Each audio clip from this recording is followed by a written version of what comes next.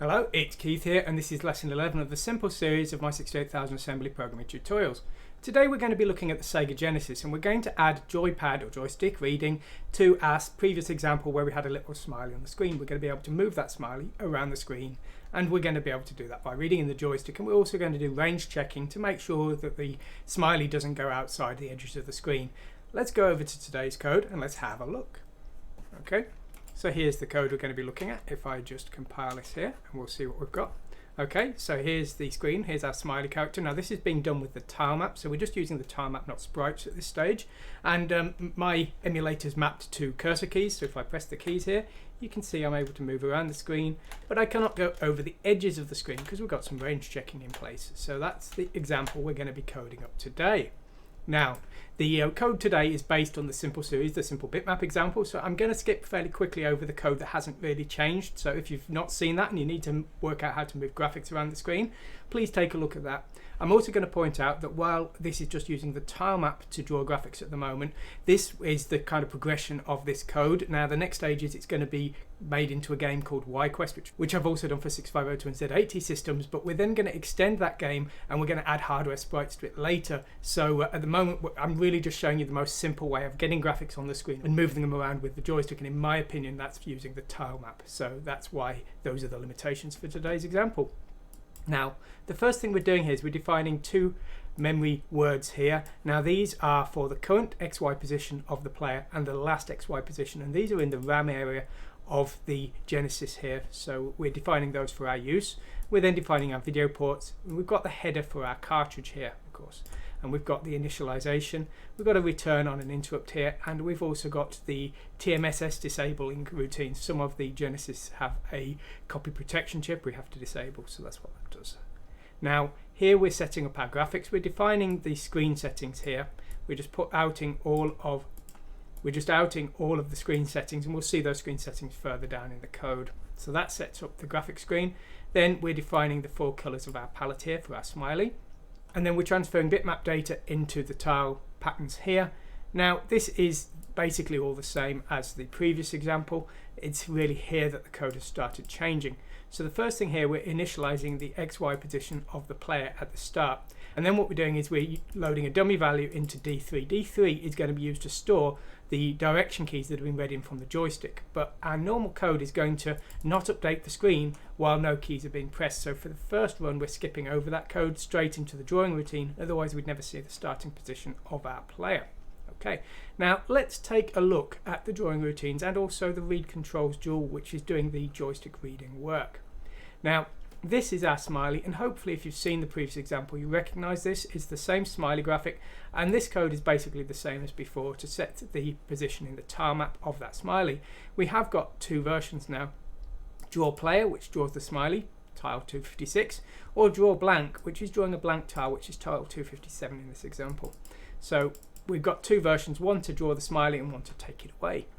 Now the read controls dual function is reading both joysticks, although of course we're only actually using one.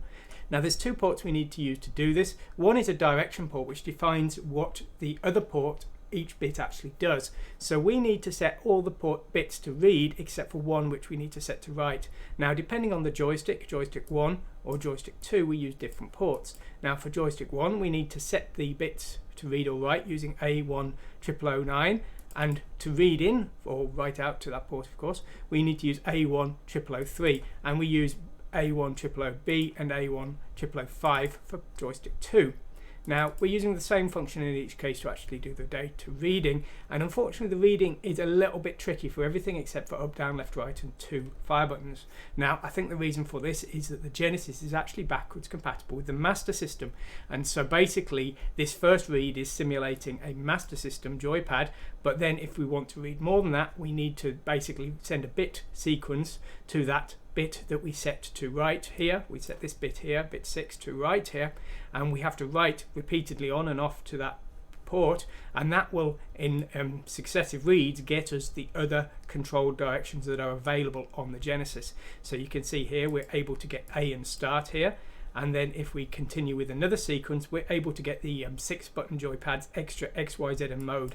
You will notice that down, up and CB are actually duplicated, but we can actually read those in this first read here. So hopefully this routine here will allow you to read in all 6 of the fire buttons and also the mode buttons and so on.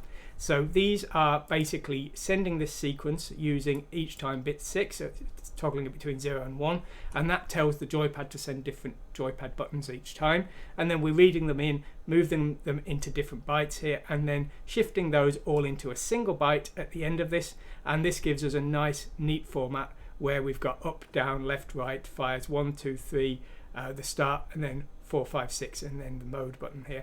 This was to mimic basically the other joypads I've used in my tutorials. This is a sort of common format for my tutorials.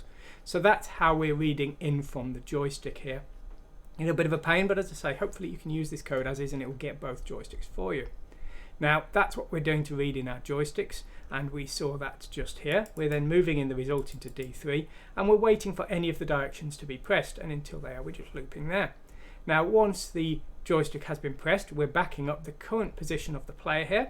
We're then clearing the old player sprite off the screen, and we're testing the bits that represent up, down, left and right, and in each case we're moving by 1 unit in each direction accordingly, and that's going to be 1 tile in this case because we're moving in tiles because we're using a tile map. Now once we've done that, we then update the XY position, and now what we need to do is we need to check if the player has gone off the screen. Now the top corner of our logical screen is 0, 0. Of course, if a register goes below 0, it wraps around to 65535 because we're working in 16 bits here. So we don't need to check any kind of minus values, we just need to check the top value because -1 is actually 65535, which of course is greater than 40. So we're effectively checking both boundaries with just 1 check here. So that's what we're doing there, and we are then going to either just skip over and draw the sprite, or we're going to reset the sprite position from the backup we took all the way up. Where is it? All the way up here. So we backed up here, and we're using that backup down here to reset the player position if we need to. The last thing we're doing here is we've just got a little loop here to delay, and that's just to slow the game down so that it's reasonably playable, because otherwise it'd be far too fast. Now the rest of the code here is just basically the graphics routines that we've seen before, initializing the bitmap data into VRAM here, selecting a VRAM address, which is a little bit tricky on this system, and here we've got the VDP settings, which are the screen initialization that we saw at the very start. And that's all there is to this example. As I say, this is an extension of the simple bitmap example that we saw before, the tile map example, and this will then be extended later on to become this little YQuest game, which is a very simple game, but it's a perfectly practical example of what you can do with this kind of code. And as I say, we will add hardware sprites to it later on. So hopefully if you find you want to do some programming and you are struggling to get a working example to start with, you can use this. As I say, always, you can go to my website, you can download the source code for today's example, the bitmaps, you can get the compilation scripts as well. So hopefully you can build this, and you're welcome to do whatever you want with it. I don't care, you don't need to give me credit here. Just if it's any use to you, make the best of it that you can. That's what it's there for.